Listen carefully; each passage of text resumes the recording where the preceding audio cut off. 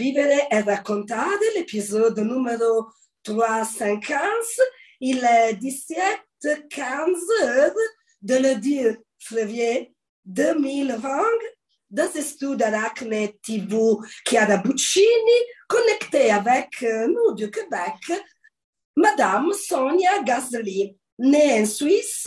Elle a émigré au Canada dans les années 80.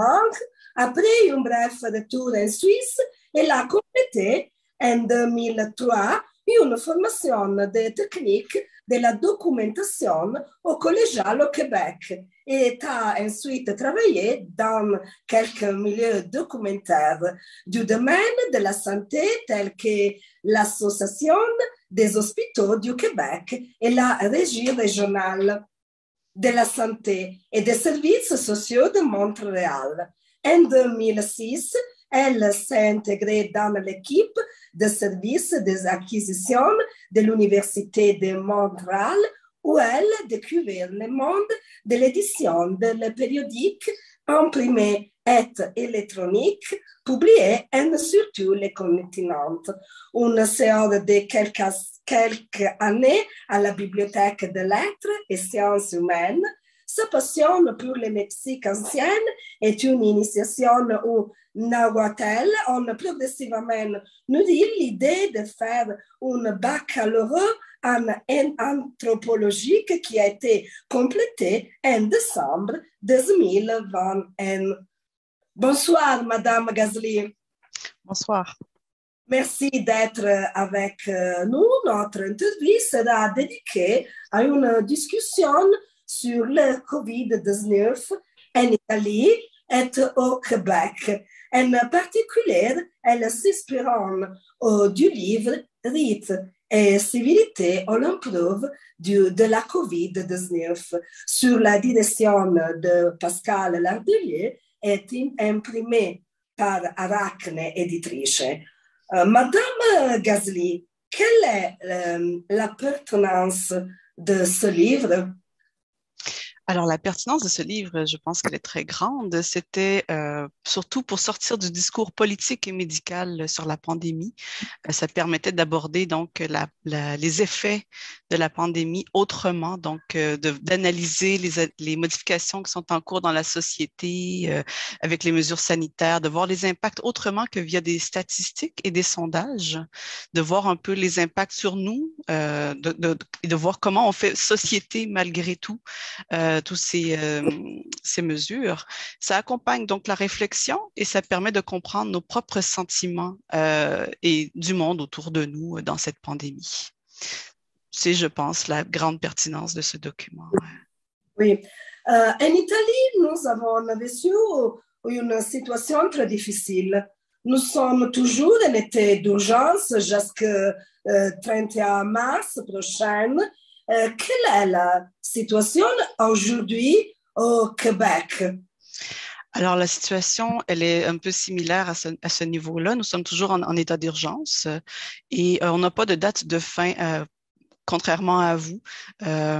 Donc, on sait simplement que c'est renouvelé à chaque semaine ou à chaque quelques jours l'état d'urgence. Et voilà, on entrevoit difficilement la fin des mesures, en fait. Bien, c'est une situation très difficile. Oui. Donc les hôpitaux, on a énormément d'hospitalisations, surtout dû au fait de Omicron. On a dû annuler beaucoup de chirurgies, beaucoup de soins hospitaliers pour les malades, autres que les malades COVID. On a mis en place au Québec le passeport vaccinal qui limite donc les endroits dans les grands magasins, les bars, les cinémas, les restaurants, les musées, je pense les musées. Pour tous les non-vaccinés, ils n'ont pas accès et le gouvernement pense élargir ce passeport vaccinal de plus en plus. On a maintenant la 3e dose du vaccin qui est distribuée depuis peu, en fait. On a les tests PCR. On a eu tellement de cas à cause de Micron que les tests PCR ne sont pas disponibles à tous, seulement au travers de la santé et d'autres travailleurs que le gouvernement a décidé. Et on est réduit, les autres, à essayer d'utiliser les tests rapides. Malheureusement, il y en a très peu. Contrairement en Europe, on a très peu de tests rapides disponibles. Ceux qui ont réussi à en avoir en pharmacie sont chanceux et les gens qui ont le plus accès en fait aux tests rapides sont ceux qui ont des enfants en garderie et au primaire, puisque le gouvernement a donné une boîte de 5 tests à chaque mois depuis décembre pour ces enfants-là. Donc, ces familles-là ont accès, un accès limité, va de soi, mais quand même un accès. Il y a beaucoup d'élections comme l'Italie. Oui, oui, absolument, absolument. Oui, ouais, c'est pas facile. Il y a eu beaucoup d'essais du gouvernement qu'on a pu voir avec il y a eu récemment en décembre la proposition d'une taxe pour les non-vaccinés qui vient tout juste d'être abandonnée il y a quelques heures, quelques jours de cela.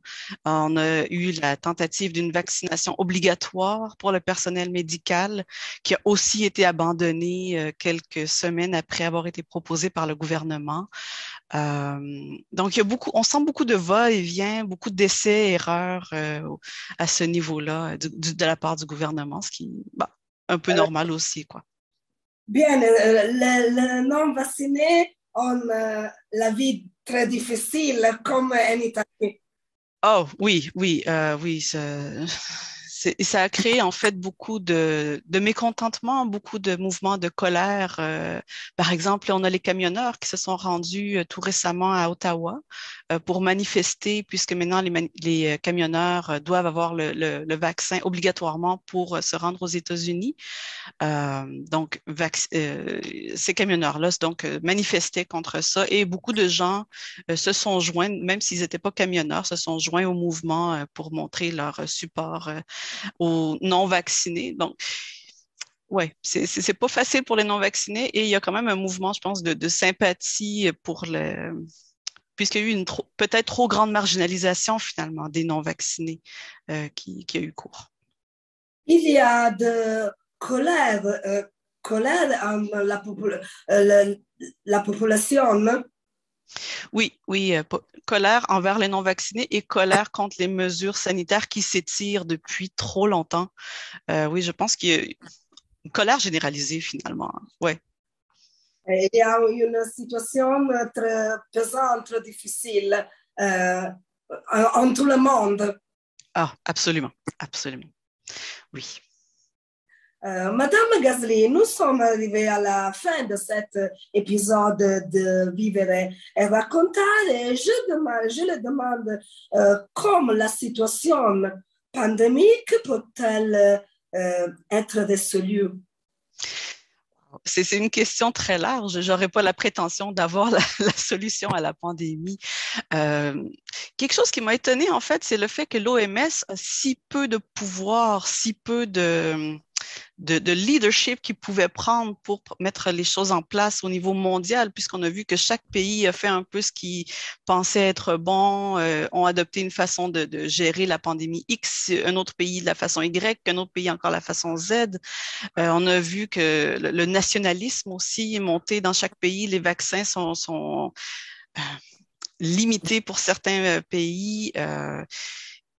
Et j'imagine que ça va prendre un mouvement peut-être plus pro-mondial pour dire de partager finalement les vaccins et de partager l'aide au lieu de chaque pays s'assurer que son économie soit sauvée et de ne penser qu'à soi. C'est peut-être la seule piste de solution que j'aurais à proposer. Madame Gasly, le GEM, on était bien informé en la vaccination sur la pandémie. Est-ce que les gens ont bien été informés? Je pense qu'ils ont été informés, oui, mais désinformés surtout avec les informations peut-être contradictoires que les scientifiques ont données. On a mis de l'avant parfois des bribes d'informations de certaines recherches qui ont été faites. Donc, il y a eu trop d'informations à un certain point qui étaient disponibles et une information que souvent les gens non scientifiques, dont moi, on ne comprend pas nécessairement qu'est-ce que ça implique et on fait nos propres conclusions, quoi. Donc, il y a eu beaucoup d'informations disponibles, mais pas toujours suffisamment claires pour les gens qui ne sont pas scientifiques. Madame Gasly, la situation est similaire en Italie et en Québec. Ouais, en espérant que ça se résolve bientôt. Je vous remercie d'être avec nous aujourd'hui et d'avoir fait cette réflexion ensemble sur la pandémie en Italie et en Québec. Je vous remercie également, notre téléspectateur, et prenez rendez-vous pour le prochain épisode. Bonsoir, Madame Gasly. Bonsoir.